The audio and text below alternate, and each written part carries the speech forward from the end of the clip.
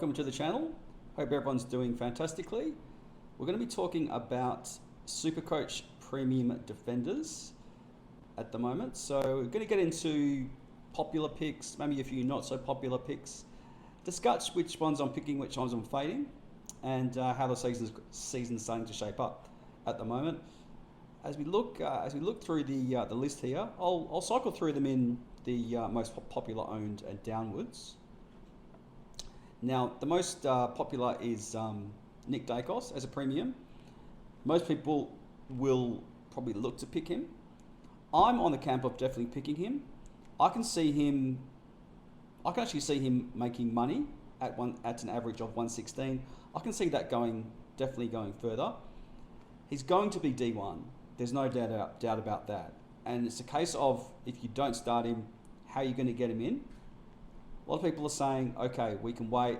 We can just wait until round 5. He's probably going to drop, and he may drop. However, there may be other problems. You might have injuries. There might be something that might come out of the blue that you need to fix up in your team. It does happen at Supercoach. Even though we got 40 trades, I think without not starting Daicos is a mistake. So I'll definitely be starting Nick Daicos at D1. He's definitely a must. So he's locked into my D1 spot. The next premium defender I'll talk about will be Sicily. Now, Sicily is a popular pick at 40%. Would I like him in my team? Yes. I see him more as an upgrade target, because I do see Sicily, he has a massive ceiling, but he has the occasion to throw a couple of bad games in there.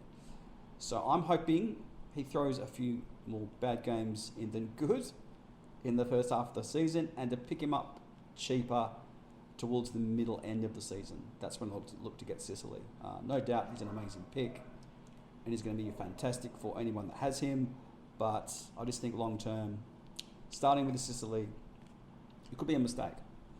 But then again, I could be wrong. We'll see what happens about Sicily, but for me it's a no. Next we'll talk about the third most popular premium. We'll call it a premium. He has potential to be a premium. It's going to be Hayden Young. I count him as a premium in my team because I am starting Hayden Young. Hayden Young, 94 average. I can see that definitely improving. He may push 100. If he pushes 100 or more, I think it's a win. He should get DPP because he's going to play the mid, so having that swing role is going to be handy come buy time, which is a fantastic plus. And he plays for Freo, so one buy equals a definite win. So if you're starting Hayden Young, as most people are at 36%, that's actually quite low as an ownership. I thought it would be higher, but yeah, definitely start Hayden Young. The next premium I'll talk about is Tommy Stewart. Now, lots of pluses and lots of minuses in regards to Stewart. Stewart is a good pick. He's got a massive ceiling, but he can be tagged. One of the few backmen that can actually be tagged. He can break the tag most of the time. Is there value there at 113? Potentially. I don't see him increasing that. Personally, I see a slight drop off before an increase. Hence, I don't see the value there. So I'm going to be an upgrade target for me. Also, the age kind of scares me. Stewart's not getting any younger, and will his body hold up to the rigours of another AFL season? Last year was fine, but it's another year. So creeping closer to that age 30 mark.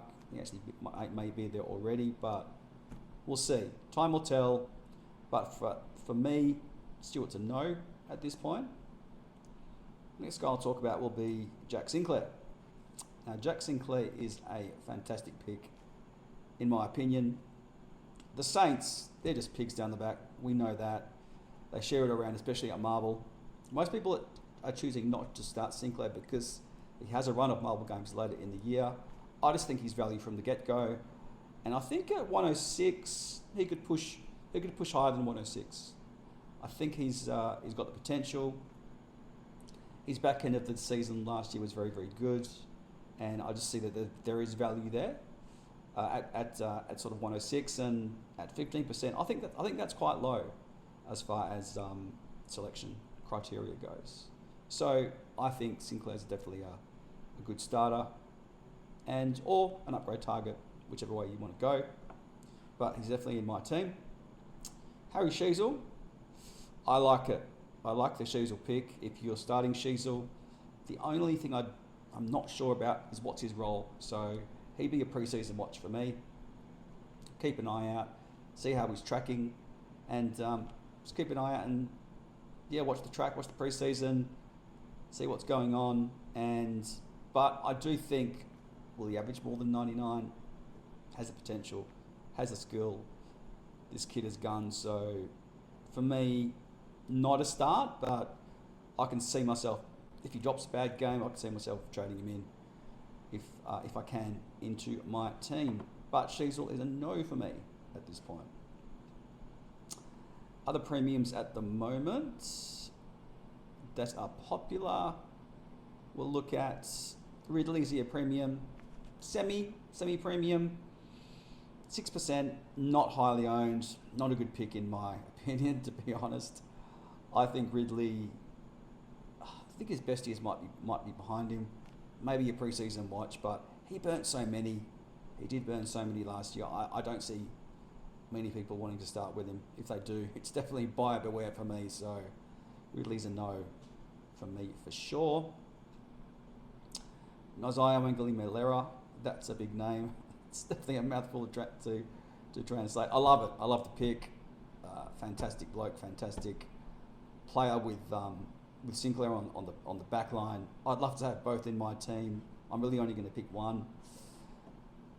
Wangali-Malera at 85. I think he's got potential to go 95, 100 at the most, I think. He's not uber premium, so I don't see the value of starting a 475k bloke in my team unless he's going to be a premium. You may think differently. You may think he's got more upside than that, but I think for me, he's got to be a significant keeper to start in my team. But I'll keep an eye out for him, and if he drops a stinker and he's pick him up on the cheap on the back end of the season, you never know. But to start, definitely not. Dan Houston's been talked about now with a 2023 average of 106. That's pretty high. I mean, it depends what Port want to do. I think with Houston, he's as lucky to score a 60 as he is a 130. He can go big, but he can go very, very small floor. So I think consistency is a key in Supercoach. For me, that's why he's a no. So Houston's a no for me. Other premiums that we might want to look at are not Elliot Yeo. I mean, it's not a premium price anyway. Lukey Ryan, he's good. Last year he was fantastic. Priced at 109. I don't see any upside in that price. I think he's going to regress at 109. So for me, that's a no. If he drops, it might be an upgrade target because Freo have the fantastic fixture. But to start with, for me, definitely a no for Luke Ryan. So Ryan's a no. Any other premiums that are worth a look? Whitfield's good. I might look at picking him up after his bye.